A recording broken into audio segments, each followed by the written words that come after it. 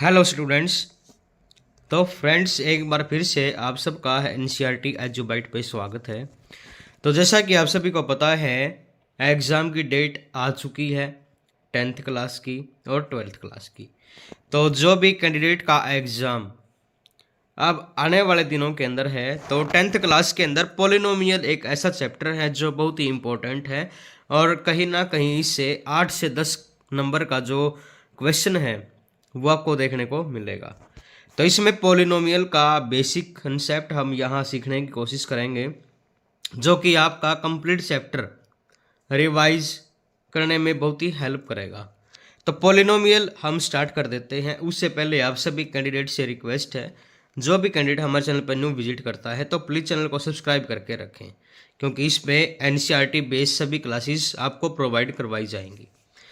तो अब इसके अंदर देखिए पोलिनोमियल में क्या है। पोलिनोमियल, पहले तो आपको इसका मीनिंग समझना है कि पोलिनोमियल होता क्या है। तो पोलिनोमियल की अगर बात करें, देखिए पोलिनोमियल आपका दो वर्ड से मिलके बना है, पोली प्लस नोमियल। ठीक है, पोली प्लस नोमियल। तो पोली का मीन्स होता है मैनी, यानी कि बहुत सारे, और नोमियल का मतलब होता है पार्ट, टुकड़े, ट्रम। ठीक है, तो ये हमारे यहाँ पे होते हैं। पोली का मीन्स होता है मैनी, मैनी यानी कि बहुत सारे, और नोमियल का मतलब होता है पार्ट या फिर ट्रम। तो ऐसे अगर हम बात करें कि पोलिनोमियल एक ऐसी इक्वेशन होती है, एक ऐसा मान लिया कि खंड होता है जिसके अंदर बहुत सारे आपके कोफिशिएंट भी मिलेंगे, न्यूमरल्स, नंबर्स, ये आपको यहाँ देखने को मिलेंगे। तो उसके बाद अगर आगे की बात करें आपकी, तो इसमें ये बोला गया है कि पोलिनोमियल जो हमारे होते हैं वो कितने टाइप के होते हैं। इसमें एक तो आता है हमारा क्या, मोनोमियल। मोनो मीन्स वन, आपने केमिस्ट्री में भी पढ़ा होगा। मोनो का मतलब होता है एक, वन। सेकंड की बात करें, बाइनोमियल, बाइनोमियल। ठीक है, तो बाइनोमियल होता है हमारा टू, यानी कि जिसके अंदर दो वेरिएबल्स होंगे। थर्ड आता है हमारा ट्राइनोमियल, तो आपके जो मैथ के अंदर है वो ट्राइनोमियल, यानी कि तीन, जिसके अंदर हमारी पावर होती हैं थ्री। तो ये हमारा जो आज के चैप्टर में है ये सब आपको देखने को मिलेंगे। Mono means one, binomial means two, trinomial means three, यानी कि जिसके अंदर तीन पार्ट होंगे, तीन टर्म्स होंगी, वो हमारा ट्राइनोमियल होगा। उसके बाद अगर बात करें इसमें, उसके बाद आपको एक इक्वेशन दे रखी होगी, तो वो इक्वेशन आपकी कैसे बनेगी। इक्वेशन आएगी इसमें a x square plus b x plus c is equal to 0। तो ये ऐसी इक्वेशन आपको यहाँ देखने को मिलेगी। अब इसके अंदर देखिए ए क्या है, बी क्या है, सी क्या है, इन सब की हम बात करेंगे अलग अलग से। अब इसके अंदर देखिए अगर आपकी बात करें, तो जो हमारा ए होता है ये कोफिशिएंट होता है। क्या होता है, कोफिशिएंट होता है किसका, एक्स स्क्वायर का। तो इसको हम बोलते हैं कोएफिशिएंट ऑफ एक्स स्क्वायर। तो ये हमारा एक्स स्क्वायर का कोफिशिएंट होता है। ऐसे ही ये बी है, ये भी कोफिशिएंट ऑफ एक्स हो जाएगा। और जो ये सी होता है हमारा, ये सी हमारा कांस्टेंट टर्म होती है। क्या होती है, एक कांस्टेंट टर्म है, ये हमारी कांस्टेंट टर्म होगी, जो कि पूरी की पूरी इक्वेशन हमारी जीरो के इक्वल रहेगी। तो ये इक्वेशन आपको इस पूरे चैप्टर के अंदर देखने को मिलेगी, a x square plus b x plus c. अब इसमें अगर पावर की बात कर लेते हैं आपकी, तो पावर इसमें दो दे रखी है, इसमें वन है। तो ऐसे ही आपकी पावर आपको एक सीक्वेंस में लगा के रखना है। अगर आपके पास मान लिया ऐसे दे दिया, ए एक्स बी एक्स प्लस में ए एक्स स्क्वेयर प्लस में सी इज इक्वल टू 0, ऐसे दे रखा है। तो पहले आपको क्या करना है, इस इक्वेशन को एक सीरियल वाइज पावर के अंदर लगाना है। यानी कि सबसे पहले आपकी पावर बड़ी होगी, जो मोर पावर दे रखी होगी, उसके बाद उससे छोटी पावर आएगी, फिर सबसे छोटी पावर यहाँ पे चली जाएगी। उसके बाद इसमें देखिए जो आपके फैक्टर करने हैं, इसके अंदर आपको क्या करने हैं, फैक्टर करने को मिलेंगे। तो फैक्टर आपको यहाँ पे करने हैं, तो कैसे आप उसके फैक्टर कर सकते हैं। ये हमारी हो गई कि कोफिशिएंट, वेरिएबल, नॉन वेरिएबल। उसके बाद मोनोमियल की हमने बात कर ली। मोनोमियल मीन्स इनके जिसमें एक टर्म होगा। कैसे होगा एक टर्म? जैसे 3x आ गया, 5y आ गया, है ना, 3z आ गया। तो ये जिसके अंदर सिर्फ एक टर्म होगी, इसमें पावर भी एक्सीड कर सकती है। 5y की क्यूब हो जाएगा, जैसे 100 जेड स्क्वायर हो जाएगा। तो ये हमारा मोनो के अंदर आता है, मोनोमियल के अंदर आएगा। उसके बाद अगर बात करते हैं आपकी बाइनोमियल की, तो बाइनोमियल के अंदर टू टर्म्स आ जाएंगी। यानी कैसे आएंगी? 3x प्लस में 5, एक टर्म इसमें ये आ गई, सेकंड टर्म हमारा कोफिशिएंट आ गया 5। ठीक है, ये हमारी बाइनोमियल टर्म होती है। उसके बाद बात करते हैं आपकी ट्राइनोमियल के अंदर। तो ट्राइनोमियल में हमारी 3 टर्म्स कैसे आएंगी? 3x स्क्वायर प्लस में 5x प्लस में 3। तो ये हमारा क्या होगा? ट्राइनोमियल के अंदर आ जाएगा। तो आपका ज़्यादातर इस चैप्टर के अंदर बाइनोमियल, ट्राइनोमियल, तो इन चीज़ के बारे में हम यहाँ पूरे की पूरी डिस्कस करेंगे। उसके बाद एक पॉइंट आता है इसके अंदर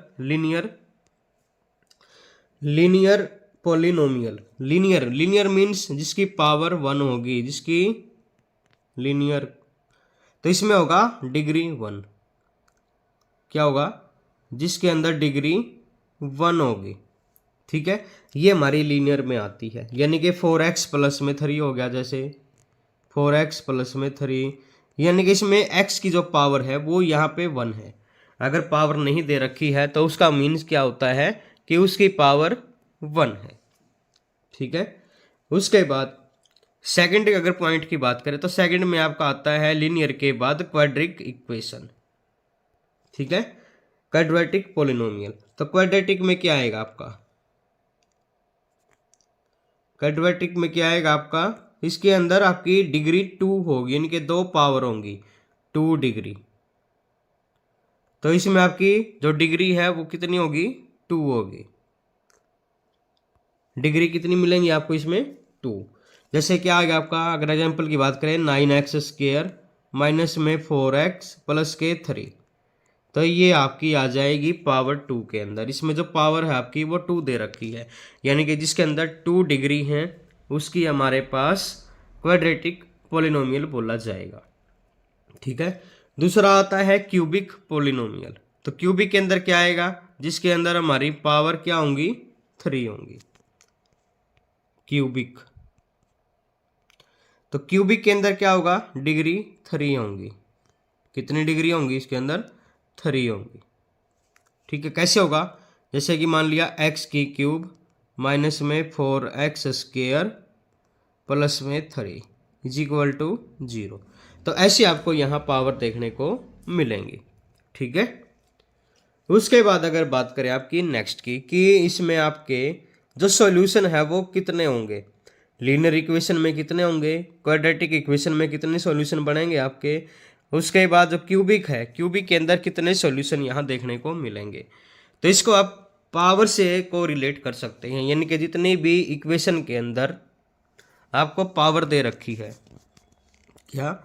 अगर आपके पास लीनियर की बात करें तो लीनियर के अंदर डिग्री 1 होती है, तो यानी कि इसमें आपका जो सॉल्यूशन होगा 1 सॉल्यूशन मिलेगा। ठीक है, अगर क्वाड्रेटिक के अंदर आपको 2 डिग्री मिलती हैं, पावर 2 है, तो उसमें आपको 2 सॉल्यूशन देखने को मिलेंगे, यानी कि उसके आपके 2 सॉल्यूशन होंगे। उसके बाद अगर क्यूबिक की बात करें, जैसे क्यूबिक के अंदर आपको 3 पावर दे रखी है, पावर 3 है, तो इसमें आपको जो सॉल्यूशन है वो भी 3 ही मिलेंगे। तो ये आपकी ट्रिक है, आप इसको याद रखना। ठीक है, तो यानी कि लीनियर में 1 पावर 1 डिग्री है तो 1 सॉल्यूशन होगा, क्वाड्रेटिक में 2 पावर है तो 2 ही सॉल्यूशन आपको मिलेंगे, क्यूबिक के अंदर 3 पावर है तो 3 ही सॉल्यूशन यहाँ देखने को मिलेंगे। उसके बाद ग्राफ की बात करते हैं। तो ग्राफ कैसे बनाएंगे इसके अंदर? तो ग्राफ के अंदर ये होगा आपका, जैसे मैं मान लेता हूं कि हमारे पास इक्वेशन दे रखी है y is equal to 3x plus 2। ठीक है, अब ये हमारे पास इक्वेशन दे रखी है। अब इसमें हमें क्या करना है? ग्राफ तैयार करना है। क्या करना है? ग्राफ बनाना है। अब इसमें अगर मान लिया कि मैं अगर y की वैल्यू को निकालना है तो y के लिए हमें x की वैल्यू अगर मैं यहाँ 0 पुट करता हूँ, यानी कि x की वैल्यू 0 पुट की, तो 3 कि अगर 0 के साथ मल्टीप्लाई करवाएंगे तो हमारा कितना आएगा, वो ये जो पार्ट है ये कंप्लीट 0 हो जाएगा, यानी कि y इज इक्वल टू 0 + 2। तो y की वैल्यू यहाँ से कितनी आई, 2। ठीक है, तो y की वैल्यू यहाँ हमारी बनती है कितनी, 2। उसके बाद नेक्स्ट में अगर बात करें आपकी, अगर मैं यहाँ x की जगह पे 1 पुट करता हूँ, अगर हम यहाँ 1 पुट करें तो क्या आएगा, अगर यहाँ 1 पुट करेंगे तो 3 की 1 से मल्टीप्लाई होगी तो 3 आएगा, और प्लस में 2 दे रखा है तो कितना हो गया, 5 हो गया। तो ये हमारे पास यहाँ पेयर बन जाते हैं 1 5 के एंड 0 2 के। अब इसको आपको ग्राफ में कैसे रिप्रेजेंट करना है, तो ग्राफ बना लेते हैं। जैसे हमारे पास ये बन गया, ये हमारी x एक्सिस होती है, ये y एक्सिस होती हैं। ठीक है, इस तरफ आपका नेगेटिव चलेगा, इस तरफ आपके जो x हैं वो नेगेटिव हैं, ये हमारे पॉजिटिव हैं। ये इधर हमारा क्या बनेगा, नेगेटिव, और ऊपर वाला हमारा y पॉजिटिव होता है। ठीक है, तो आपको ऐसे इसके अंदर जो भी x की वैल्यू 0 है, यहाँ जो ये हमारा पॉइंट होता है ये 0 होता है, क्या होता है, 0 होता है। अब इसमें y हमारा 2 दे रखा है, पॉजिटिव है, तो पॉजिटिव हमारा ऊपर की तरफ है 1 2, तो यहाँ पे ये हमारा क्या आएगा, ये 2 आएगा।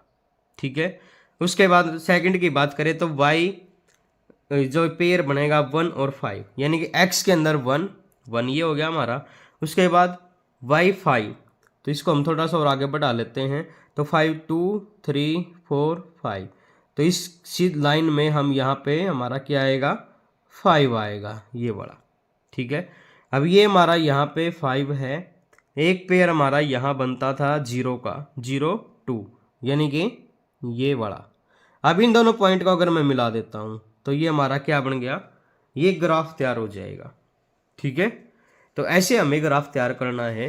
जो आज की हमारी एक्सरसाइज है 2.1, उसमें आपको देख के x एक्सिस के ऊपर जितने भी पॉइंट लाई करते हैं, देखिए मैं दोबारा से बता देता हूँ, ये हमारी x एक्सिस है, ये y है, ये पॉजिटिव चलेगा, ये नेगेटिव है, ये पॉजिटिव, और इधर x का भी हमारा नेगेटिव रहेगा। अब इसके अंदर जो ये हमारा पॉइंट होता है, जो हमारा ये पॉइंट है ये 0 होता है, कितना है, 0 है। उसके बाद अगर बात करते हैं आपकी कि इसके अंदर जो हमारा ग्राफ है वो कैसे तैयार होगा। अब जो फर्स्ट एक्सरसाइज हमारी 2.1, उसमें जो इक्वेशन है वो सॉल्यूशन बताएगा कि इसमें लीनियर इक्वेशन है, क्वाड्रेटिक इक्वेशन है, पॉलिनोमियल है, यानी कि उसके सॉल्यूशन कितने होंगे। तो उसमें हमें क्या करना होगा, अगर हमारे पास कोई भी पॉइंट अगर x एक्सिस को कट करता है, जितने टाइम्स भी वो उसको कट करेगा, यानी कि अगर मान लिया कि इसको लाइन को ऐसे टच किया, यानी कि इसके अंदर कितने हो गए, 1 कट हो गया, 2 ये कट हो गया, यानी कि x एक्सिस को 2 टाइम पे कट किया, तो इसके सॉल्यूशन हमारे पास कितने बनेंगे, 2 बनेंगे। अगर कोई लाइन ऐसे ड्रॉ कर रखी है, ये हमारी x एक्सिस के बिल्कुल पैरेलल है, यानी कि x एक्सिस को इसने कहीं पे भी कट नहीं किया, तो इसका 0 सॉल्यूशन होगा। ठीक है, तो ऐसे हमें जो एक्सरसाइज हमारी 2.1 उसकी तरफ चलते हैं। ऐसे ही आपको इनके आंसर देने हैं, बिल्कुल 2 मिनट में आप इस एक्सरसाइज को कंप्लीट कर सकते हैं अगर आपको कंसेप्ट बिल्कुल समझ में आ गया है। तो मूव करते हैं 2.1 की तरफ। तो इसमें देखिए आपको दे रखा है, बिल्कुल इजी एक्सरसाइज है। तो इसमें हमारे पास पूछ रखा है, तो ये देखिए इसके अंदर टोटल आपके 6 पार्ट हैं। तो 6 पार्ट का अगर बात करें आपकी, the graph of y is equal to p of x are given in figure 2.10 for some polynomials p of x find the number of zeros, यानी कि हमें नंबर ऑफ जीरोज निकालने हैं किस पे, p ऑफ x, यानी कि जो हमारी x एक्सिस है उसके ऊपर। अब अगर हम फर्स्ट पार्ट की बात करें तो फर्स्ट पार्ट में ये देखिए, जो ये लाइन दे रखी है ये हमारी x एक्सिस के बिल्कुल पैरेलल है, जो हमने अभी एग्जांपल भी किया था। तो इसमें अगर ये हमारी x एक्सिस को कहीं पे भी कट नहीं करती, यानी कि इसमें क्या होंगे, 0 सॉल्यूशन होंगे, जो नंबर ऑफ जीरोज हैं वो 0 होगा। अब अगर सेकंड की बात करें तो सेकंड के अंदर एक पॉइंट पे कट करती है हमारी एक्स एक्सिस को, तो इसमें कितने होंगे, एक सॉल्यूशन होगा। ठीक है, नंबर ऑफ जीरोज 1 होंगे। अब थर्ड पार्ट की अगर बात करें, थर्ड पार्ट में देखिए ये हमारा 3 टाइम्स पे कट किया हुआ है, 1 2 एंड 3, तो इसमें कितने होंगे हमारे सॉल्यूशन 3 हो जाएंगे। ठीक है, क्लियर है। अब सेकंड पार्ट की अगर बात करें फोर्थ पार्ट के अंदर, फोर्थ पार्ट में देखिए इसमें हमारे पास 2 कट एक्स एक्सिस पे 2 कट दिए गए हैं, तो इसमें सॉल्यूशन कितने होंगे, जो नंबर ऑफ जीरोज हैं वो 2 होंगे।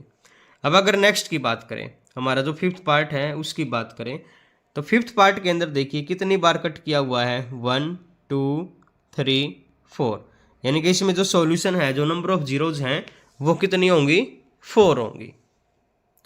उसके बाद अगर नेक्स्ट पार्ट जो लास्ट पार्ट है उसकी बात करें, तो 1 2 3, यानी कि इसमें 3 टाइम्स कट किया है एक्स एक्सिस को, तो नंबर ऑफ जीरोज कितने होंगे, 3 होंगे। तो ये हमारी देखिए जो 2.1 एक्सरसाइज है वो कंप्लीट हो जाती है। तो नेक्स्ट वीडियो के अंदर हम हमारी जो एक्सरसाइज है 2.2, उसमें हमें रिलेशनशिप बताना है between zeros and coefficient of a polynomial. तो इस एक्सरसाइज को बिल्कुल ध्यान से, बिल्कुल आराम से सीखने की कोशिश करेंगे और आपको सिखाया जाएगा। तो आज की इस वीडियो में हम इतना ही बेसिक रखते हैं। जो रिलेशनशिप है बिटवीन जीरोज एंड कोफिशिएंट का, वो नेक्स्ट वीडियो के अंदर आपसे डिस्कस किया जाएगा।